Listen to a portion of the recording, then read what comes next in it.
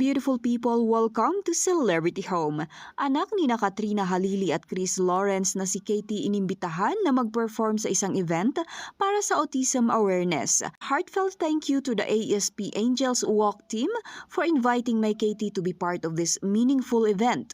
Together, we can make a difference. Ito ang caption ni Katrina kasabay ng video nila ng kanyang anak na nagpapakita ng ilan sa mga naging ganap nilang mag-ina sa nasabing event.